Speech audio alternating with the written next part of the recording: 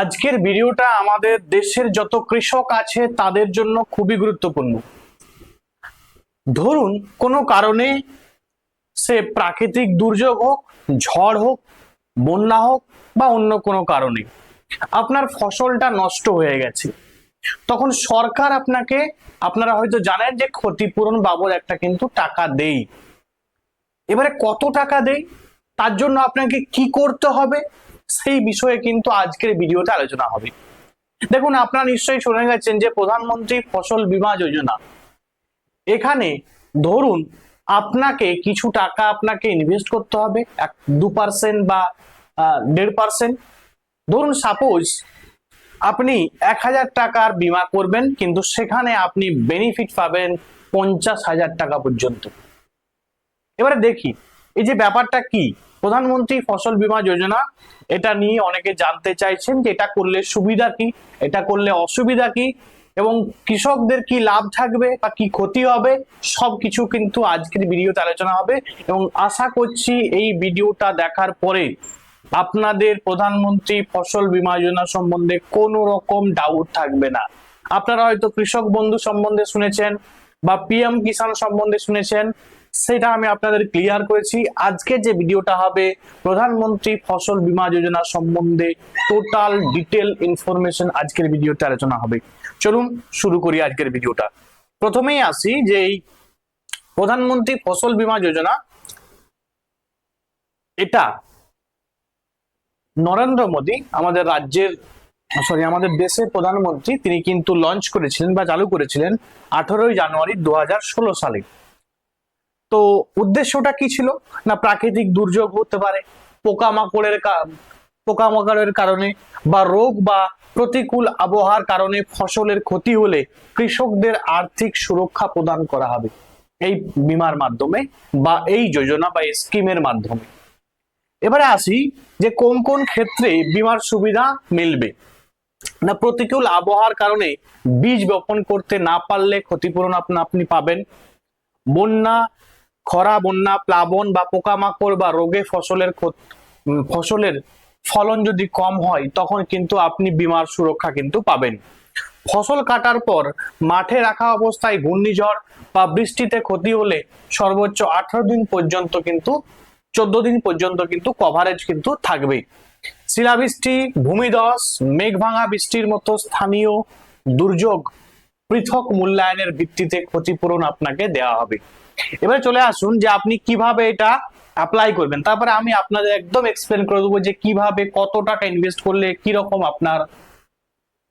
আপনাকে কিভাবে কত টাকা প্রিমিয়াম দিতে হবে বা আপনি কত টাকা পাবেন। আধুনিক প্রযুক্তির ব্যবহার, ক্রপ ইন্স্যুরেন্স যে অ্যাপ আছে সেই অ্যাপের মাধ্যমে আপনি কিন্তু আবেদন করতে পারবেন, বা যেটা আপনার ক্ষতি হয়েছে, যেমন আপনার ফসলে ঝড় হয়েছে বা ঘূর্ণিঝড়ের মাধ্যমে আপনার ফসলটা নষ্ট হয়ে গেছে, তখন কিন্তু আপনি রিপোর্ট করতে পারবেন ক্ষতির রিপোর্টটা। ড্রোন বা রিমোট সেন্সিং প্রযুক্তি দিয়ে দ্রুত ফসলের ক্ষয়ক্ষতি মূল্যায়ন করবে কে না, সরকার কিন্তু এই মূল্যায়নটা করবে। বা এই যে ইন্স্যুরেন্স যাদের দায়িত্ব দেওয়া হয়েছে তারা কিন্তু এই ক্ষয়ক্ষতির যে মূল্যায়ন সেটা কিন্তু তারা করবে। ন্যাশনাল ক্রপ ইন্স্যুরেন্স পোর্টালে সমস্ত তথ্য ডিজিটালি সংরক্ষণ করা হয়। এবারে আসি যে প্রিমিয়ামের হার কত না। প্রিমিয়াম হচ্ছে যদি খারিফ শস্য হয় তাহলে আপনাকে 2% কিন্তু বিমাকৃত অর্থের যত টাকার আপনি বিমা করবেন তার 2% আপনাকে কিন্তু দিতে হবে।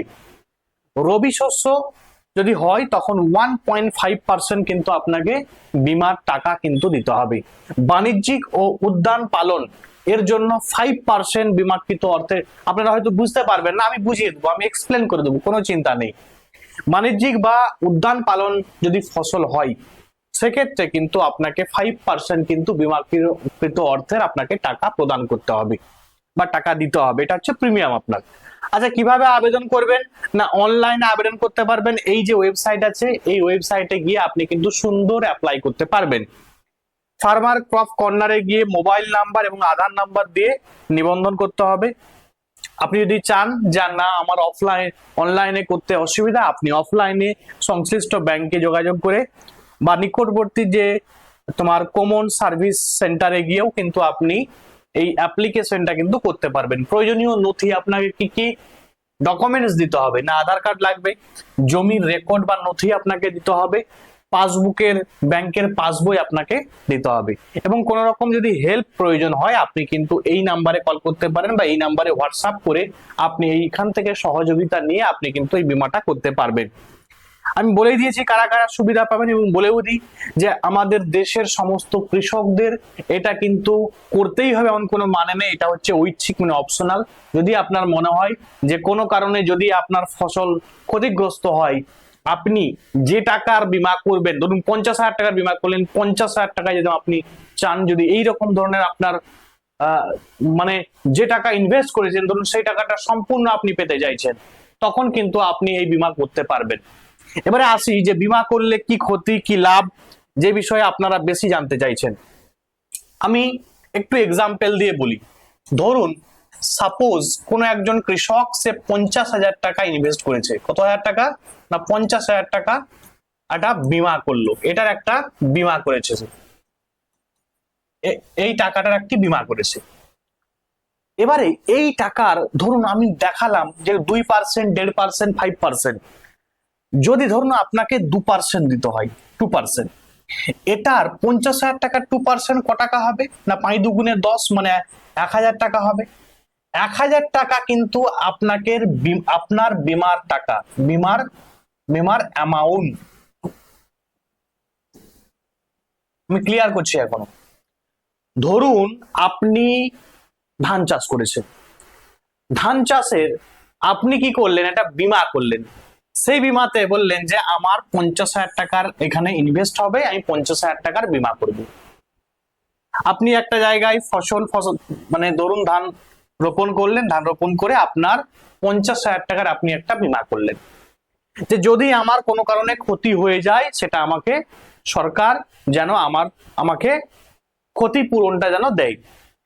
এবারে আপনাকে বলা হবে আপনি 50,000 টাকার 2% টাকা আপনাকে পকেট থেকে কিন্তু দিতে হবে। বাকি টাকা কে দেবে না বাকি টাকা কেন্দ্র সরকার এবং রাজ্য সরকার কিন্তু আপনার হয়ে দেবে।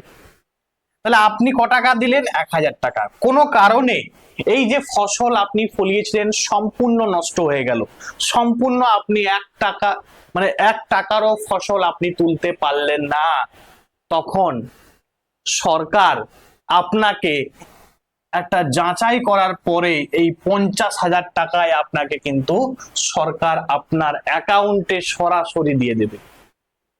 বোঝা গেল এই বীমা করার সুবিধাটা কি।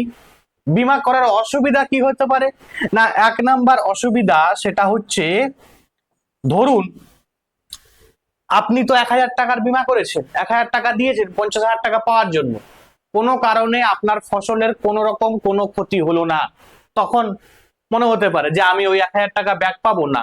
আপনি ওই বীমার টাকা ধরুন, আপনি একটা কথা বলি আপনাকে, যে ইন্স্যুরেন্স যখন আপনি করেন, ধরুন বাইকের ইন্স্যুরেন্স করছেন, এবারে বাইকের যখন আপনি ইন্স্যুরেন্স করেন, ধরুন কোনো কারণে আপনার বাইকে কোনো রকম অ্যাক্সিডেন্ট হলো না, তাহলে সেই যে ইন্স্যুরেন্সের টাকা কি ইন্স্যুরেন্স কোম্পানি আপনাকে ব্যাক দেবে না, ব্যাক কিন্তু আপনাকে দেবে না। যদি অ্যাক্সিডেন্ট না হয় তাহলে আপনার গাড়ি ভালো থাকলো, সুরক্ষিত থাকলো, বাট আপনি যেমন বীমাতে ক্লেম করতে মানে ইন্স্যুরেন্স আপনি ক্লেম করতেও পারলেন না, কিন্তু আপনি যে টাকা ইন্স্যুরেন্সের প্রিমিয়াম যেটা দিয়েছিলেন সেটা কিন্তু আপনি ব্যাক পাবেন না। ঠিক একই রকম যে 1,000 টাকা আপনি দিয়েছিলেন বীমার টাকা বা ইন্স্যুরেন্সের বা ক্রপ ইন্স্যুরেন্সের টাকা, সেটা কিন্তু আপনি ব্যাক পাবেন না।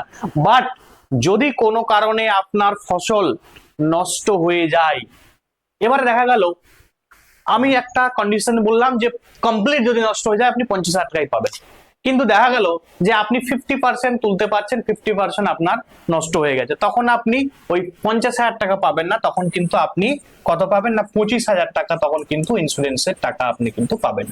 তাহলে এক কথায় যদি বলতে চাই, যাদের বেশি পরিমাণ জমি চাষবাস করেন বা অনেকে আছে একদম কম পরিমাণ জমি চাষবাস করেন, তো তাদের বলবো যদি মনে হয় যে আপনি বন্যা প্রবণ এলাকায় বসবাস করেন, তাহলে ধরুন বন্যার ভয় থাকে বা ঝড় বৃষ্টি এগুলো তো আছেই আছে, যদি মনে হয় আপনার ইন্স্যুরেন্স করলে আপনার ফসল আপনি যদি নাও তুলতে পারেন, সেটা আপনার বীমা করা আছে, সরকার আপনাকে টাকা দেবে, তাহলে কিন্তু আপনি এই যে যোজনাটা বললাম, যে স্কিমটা বললাম, এই স্কিমে আপনি টাকা ইনভেস্ট করতে পারেন, তাহলে কিন্তু আপনার ফসল আপনি যদি নাও তুলতে পারেন, কোনো ক্ষতিও হয়, তাহলে কিন্তু আপনি সম্পূর্ণ টাকাটা আপনি কিন্তু পেয়ে যাবেন।